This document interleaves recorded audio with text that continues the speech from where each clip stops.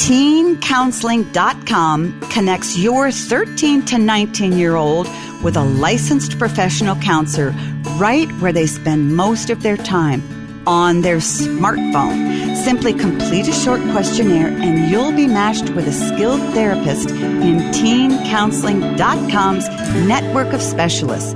Then, once you review their credentials and approve, the counselor and your teen will begin communicating directly. Visit TeenCounseling.com/Meg and help your teen take charge of their mental health. Parenting Great Kids with Dr. Meg Meeker listeners can get 10% off your first month at TeenCounseling.com/Meg.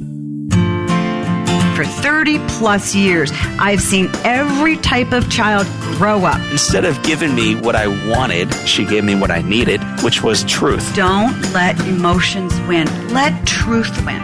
Do your very best, and you should have a lot of fun while you do it. And the better you get at something, the more fun you're going to have at something. You moms and dads are wired with everything you need to be a parent to a great kid.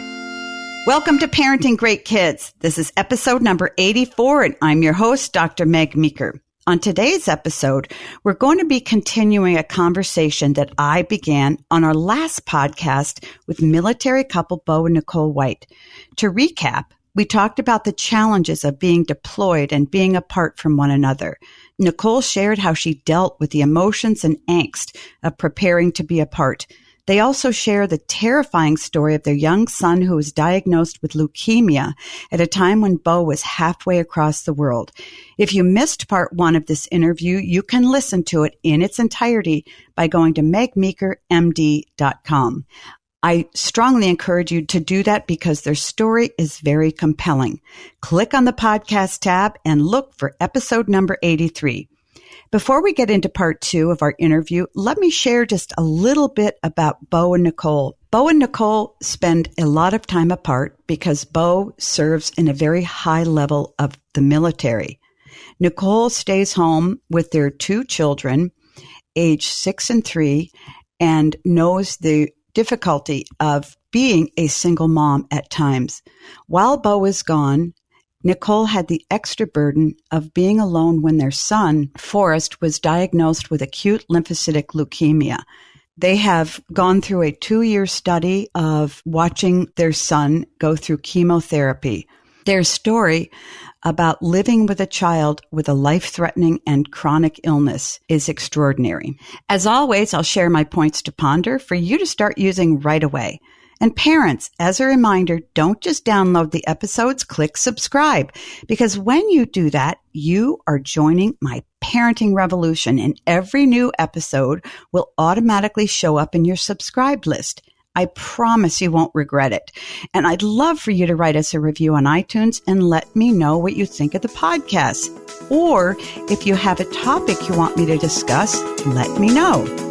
We're not only on iTunes, but the PGK podcast is also available in the Google Play Store and on Stitcher. So no matter where you get your podcasts, subscribe today so that you won't miss a single episode. I want you now to listen in on a conversation I had with Bo and Nicole White. I know you're really going to enjoy this one. You know what I find extraordinary is that you're trained. Hundreds of thousands of dollars have been put into you, Bo, to train you to shut down and to compartmentalize.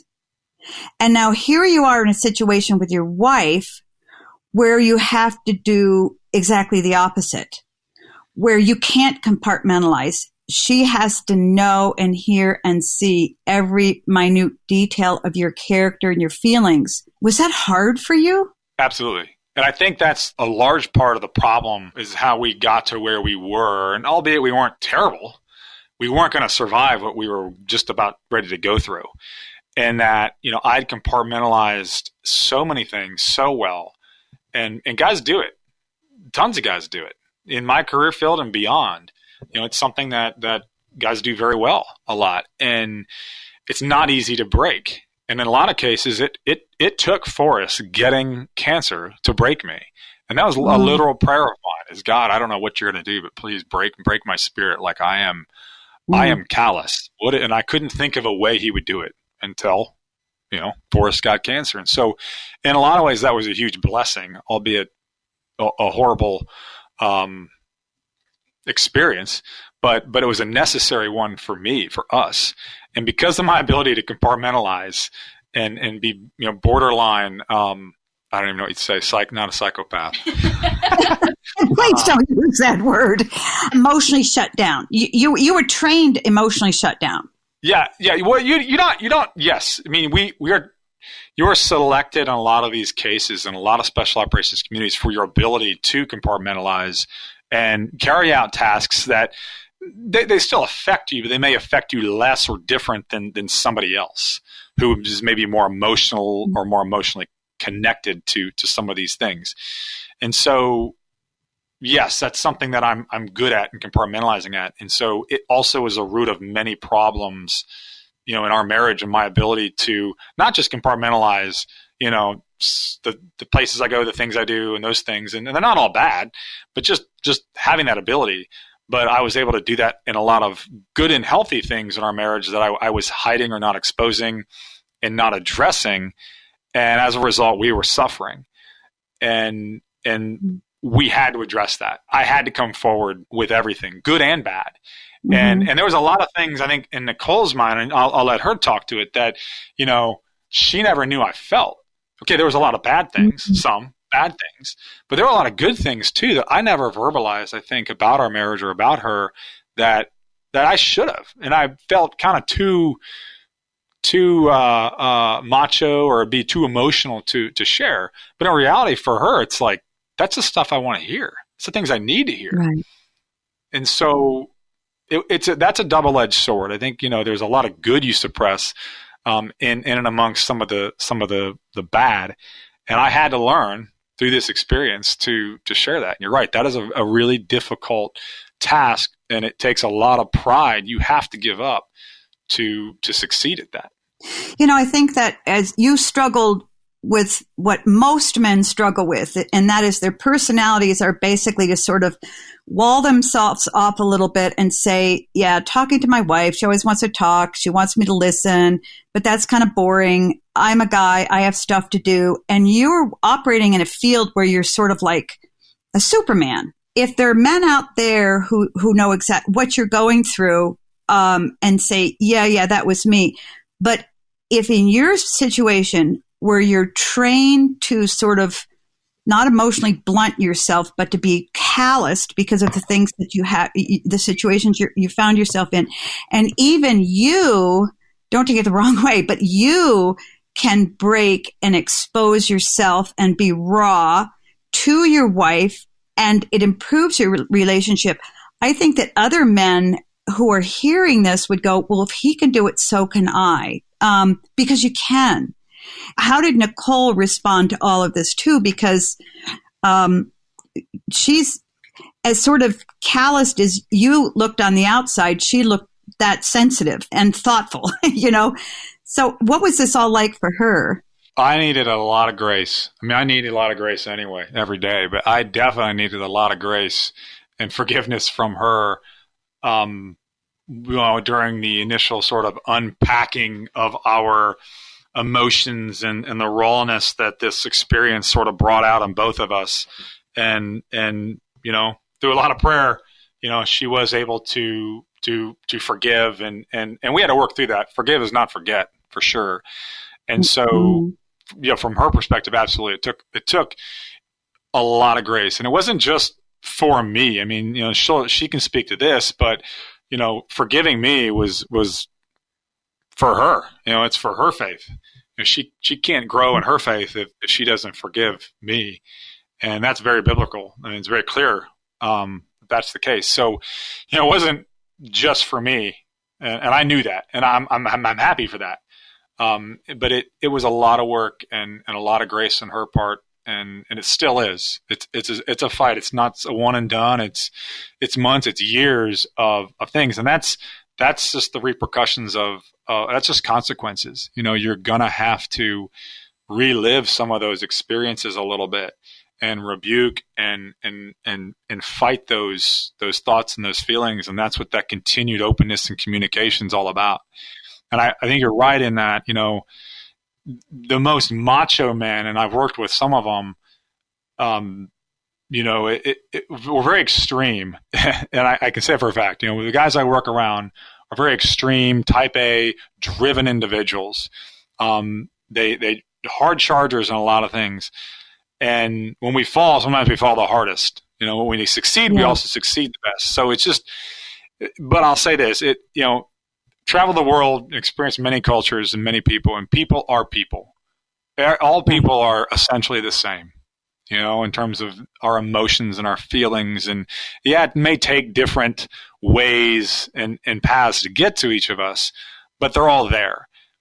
And that's the ticket is, you know, no matter the guy, no matter the person, your ability to feel your emotions, your ability to tap into that is there. It's not impossible. And in my case, it took Forrest getting cancer to find that, expose that.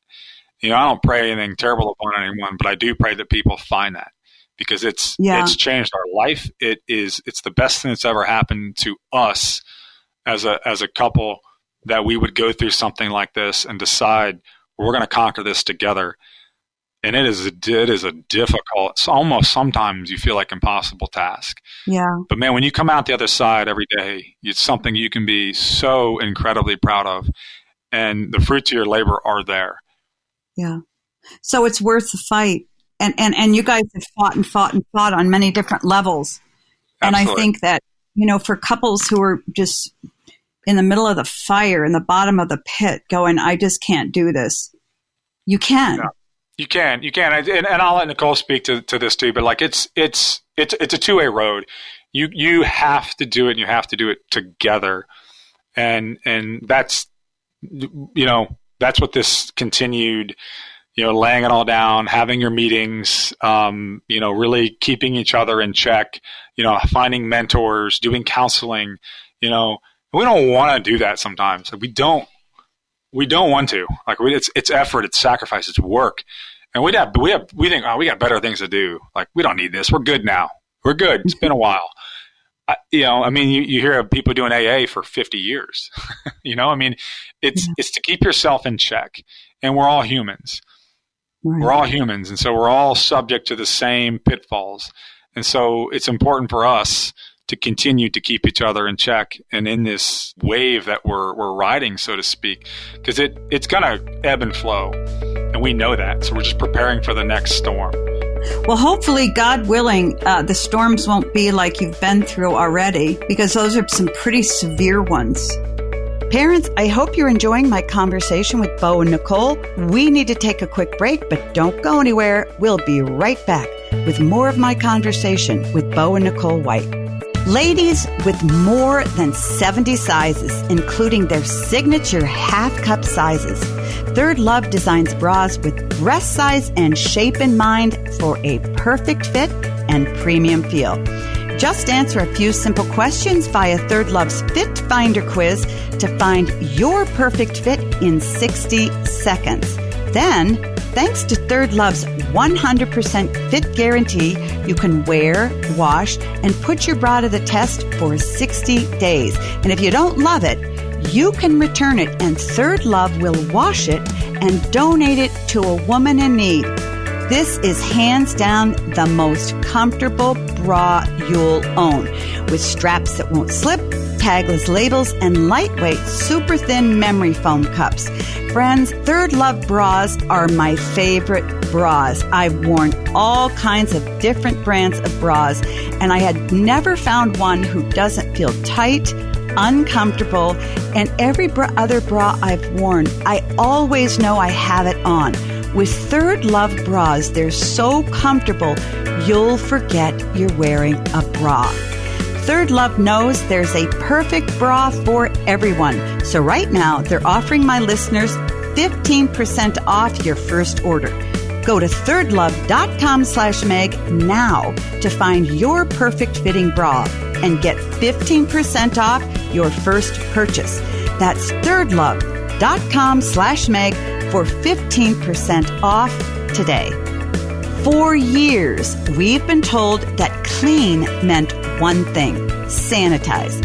It's supposed to be healthy, but sanitizers and disinfectants wipe out everything, all the good healthy stuff along with any bad.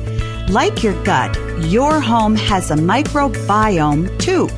And research is starting to show that this kill-em-all approach may be going too far, with negative effects on our health, especially for kids. Now Aunt Fanny's brings probiotics to your home and your hands with their new microcosmic line.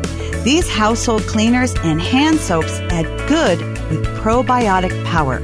Each has an extract of beneficial bacteria plus super effective plant-based ingredients to be tough on dirt and gentle on you.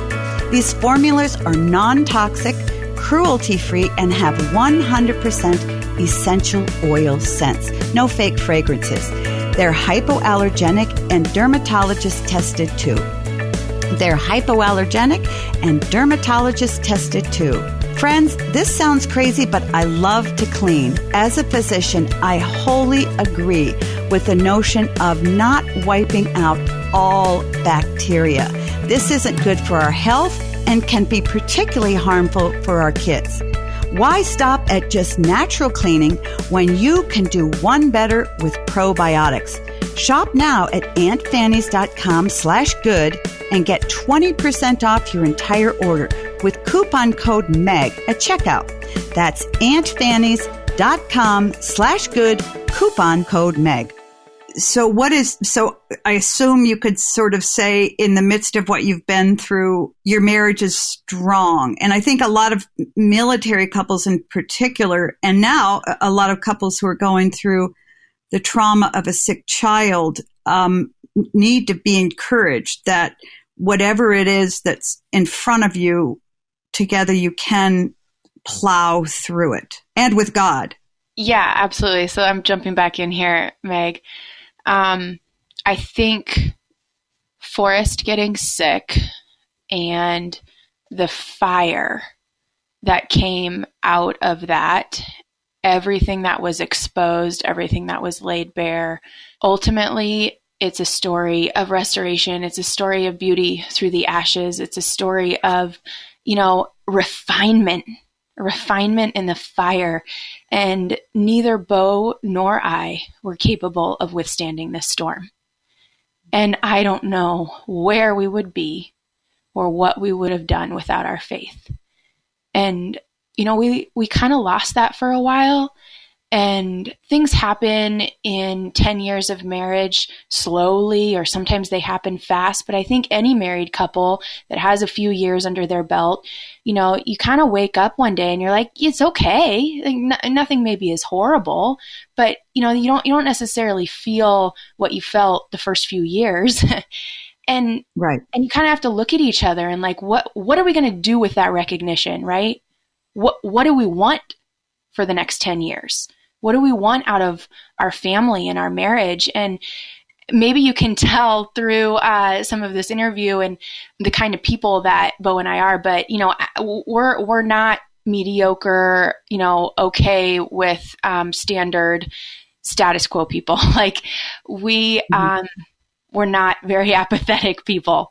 We don't do normal very well. Sometimes I kind of wish we did a little bit better, but so we felt ourselves in a place where our marriage was nothing but just kind of normal. And it wasn't good enough. Yeah. It wasn't good enough to survive, and it certainly was not good enough to survive a child going through the throes of a leukemia diagnosis. So it'll either make or break you. And we looked at each other and we decided through a lot of angst and a lot of tears and a lot of surrender, okay, God, you brought us together for a reason and we're not going to throw it away. For me personally, I didn't know exactly what that looked like. I felt like a lot of years of marriage, what I thought they were not. I felt a deep betrayal, a betrayal like I had never, ever thought I would feel. And I also felt such a clear call to walk out my faith in the way that forgiveness requires. And forgiveness is not forgetting. And forgiveness is not a one-time fix-all, it's not. It's a lot of work. Were you ever, either of you, angry at God? Yep, for sure. And angry, I think, because I have known such real experiences with a powerful, mighty God who is all-knowing and all-capable and all-powerful. And there were so many instances in this last 18 months, especially in those first 6 months where, frankly, the first 4 months, we could not get Forrest into remission. We didn't know if God was going to take him from us. We didn't know what the end result would be. And there were a lot of times I was like, God, this is your best way? Yeah. This is what you think is the best? Mm-hmm. You can't come up with a better idea than this? Yeah. It is the ultimate trust ask, right? But you must have felt like you were betrayed by God too, because here you'd been through all of this these difficult experiences with Bo's deployment and worrying about him dying and the stress of that. And then you get wham on top of that, one of the worst traumas a parent can experience. We only have a couple minutes left, but what would you say to that couple out there, military couple, who they both feel very isolated, they feel distant, they feel emotionally they're living in different worlds. I mean, there are a number of non-military couples that feel like that. But what one piece of advice would you give that couple to help move forward and put things back together and not separate? Yeah. And I mean, we are by no means the experts on this. Like every day is a struggle still, and it's a constant laying down. But I think 100% what we believe through the storm is affirmation that it is worth the fight.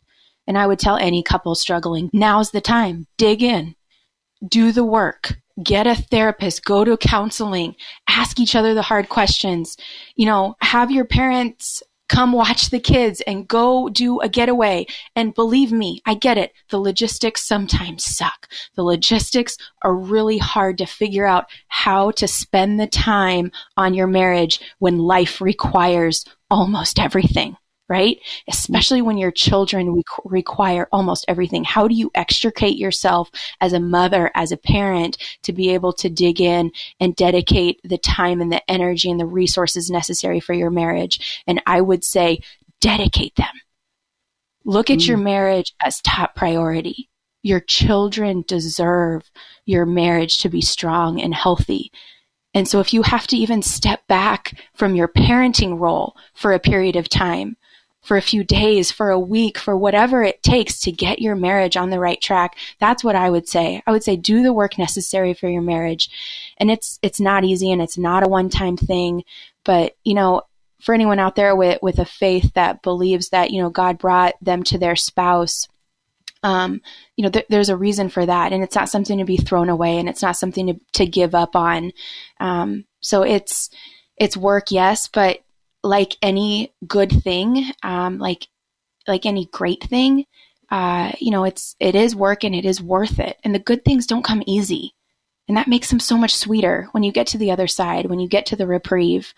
It is worth it. It is. It's like Bo said a bit earlier, that as weird as it sounds, in some ways, he's grateful that Forrest got sick, because so many wonderful things come out of it. And that's, those who have been through terrible things in their lives will say the same thing, because the growth and the goodness that sort of blooms from it only blooms because of it.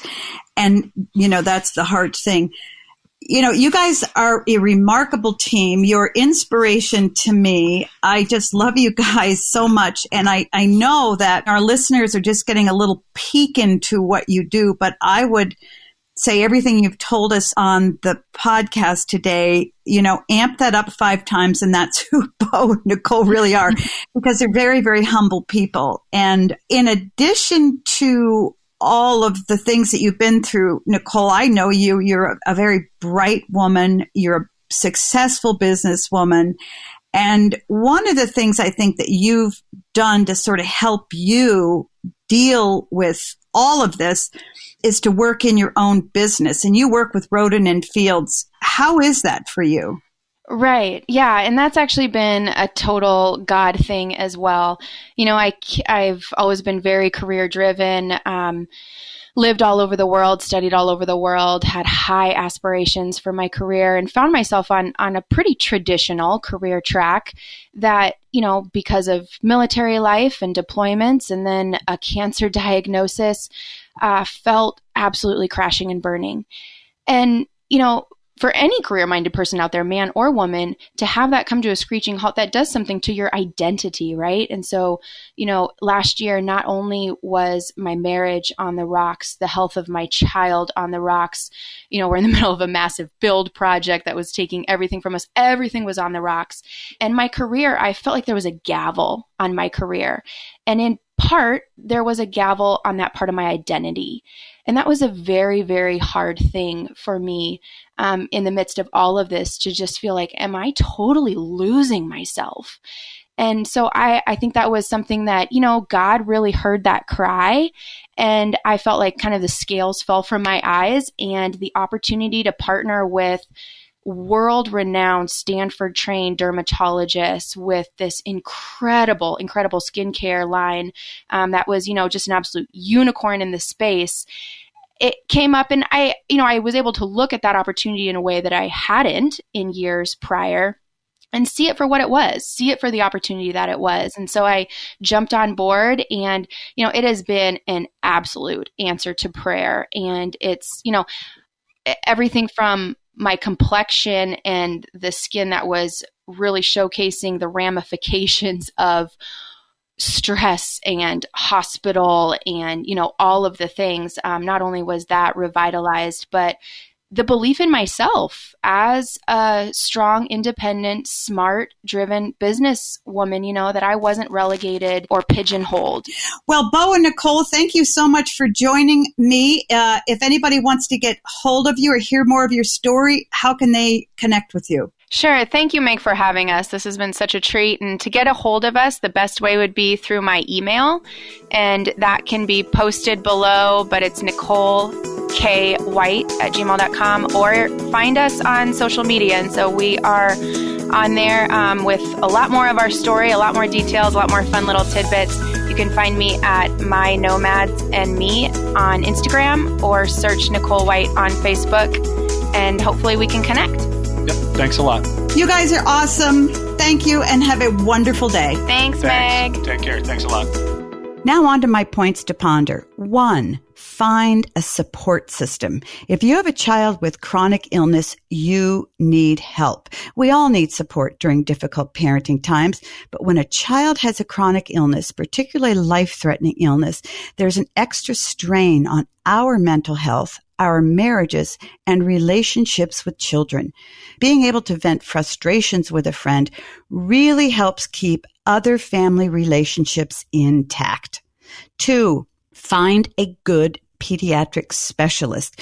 You know, children aren't small adults, and many times parents and some physicians treat them as though they are, but kids get very different illnesses and struggle with very different problems than adults do. They need treatment from a physician who specializes in pediatrics. The best thing you can do is consult with a pediatrician in the largest hospital near you. Ask your own pediatrician for a referral. Also, be sure to stay in contact with your own pediatrician during the process so that he or she can oversee all of the specialty care your child is getting. He or she will help you navigate a very complicated system. Your doctor will also be your advocate and answer questions and concerns that you have. So make sure to keep your pediatrician part of your team. 3, get help raising funds for medical bills if necessary. Most insurance companies cover the majority of bills, but if yours doesn't, ask a friend to help raise money to cover your bills. It's a tough ask, but large bills can be a strain on families. And during your child's illness, you need help taking the strain of money off of your plate. Plus, you will be amazed at how many of your friends and family are perfectly willing to help you out financially. All right, parents, let's get social. I want to hear from you and interact with you. You can connect with me on Facebook, Twitter, and Instagram at Meg Meeker, MD. Or if you have a question, send it to askmeg at megmeekermd.com. My question is from Stephanie. Dear Dr. Meeker, we're really struggling with our 15-year-old son. He says we make him different from anyone else. He started telling us he hates us and is extremely angry. We don't let him have a phone. We have an extra cell that's basically the home phone. He's snuck the phone, deleted texts, so he's lost the privilege of having it for a time. We don't watch movies others watch. We don't do video games. How do you handle your kids feeling like they don't fit in with the kids over certain stuff? We feel strongly about not giving in and that this tech is not good for our kids. Well, Stephanie, you're absolutely right. If we had more parents like you, we'd be in much better shape. I understand that your son feels really out of the loop and he's angry at you because teenagers this age desperately want to be accepted by their peers. And unfortunately, one of the ways kids feel more accepted with their peers is by having more screens and access to video games, etc. So I really appreciate the path that you're taking your son on, and I agree with you. One thing we have to realize, however, as parents, is that screens are here to stay. Unfortunately, that's the reality. Phones are not going to go away. I do believe that when the research comes out, which we already have, on how harmful phones are for kids, we're going to see a swing in the pendulum towards kids having less and less time on their phones. And parents are going to begin to implement that. Now, however, they're not doing it. So the question for you is, how can you encourage your 15-year-old to get along with friends and to be accepted with his friends without actually doing what they're doing? I would encourage you to find a healthy balance. At 15, you want to show your son that you can trust him with certain things, but of course you don't give him everything and say, you know, here's your iPad, here's your computer, here's your phone, here are your video games, have at it, and have a good time. Of course, we don't advocate for that. The first thing I would do is go to one of the parents of some of his friends and say, I'm really encouraging my son to dial down on his screen time. Are you willing to do the same with your son? I think it would help if both of our sons could share the burden of not having as many screens as their friends. And I really think if you go to 2 or 3 friends, you can kind of have what you call a mom squad, where you are all doing the same things with your 15-year-olds so that your son doesn't feel like a misfit. I have found that many parents are doing it and it can work really well. The second thing I would do is I would find, and I know you don't like screens, but I would find some video games you could play that you approve of. There are many of them out there. And I think that if you allow your son to engage with some of his friends in some healthy video games, he would at least start to feel more like one of his friends. You really want to pull back a little bit and help him know that you trust him to have a little bit of freedom here, but that you understand that there are a lot of games and apps that are created to hook our kids. So I would sit down and tell your 15-year-old, you know, it's not that we don't trust you. We don't trust the people who create these video games, create these television programs, and even create these phones. Instagram, Facebook, and video games are created to be addictive. And that's our concern with you. It's not about you. It's about them. I would also encourage him that when he uses the home phone, that you give him some latitude. He can use it for X number of hours per day, you know, an hour in the morning, an hour in the evening, but that it's really important for him that you have full access to everything that goes on. Now, I know that he deleted some things, but I think if you give him a little more latitude about using the phone, you'll find that he's less angry with you and he's more willing to cooperate. You can keep the movies out of your home. That's perfectly fine. But I really think that you need to come to some kind of compromise that's not harmful to him, that's going to strengthen your relationship, and that's going to help him feel a little bit like a normal 15-year-old. You can do this and keep your son healthy. The difficulty he's running into is that he feels different from his friends. However, this isn't a bad thing. And tell him being different is good. You know, the reason we want you to be different is because we believe you have a courage and strength that other kids don't have. So you need to build him up and applaud him for being different. Also, you can tell him that being different is really going to help him once he graduates from high school. I've often told the story about limiting video games with our son. Actually, we didn't allow our son to play video games in high school.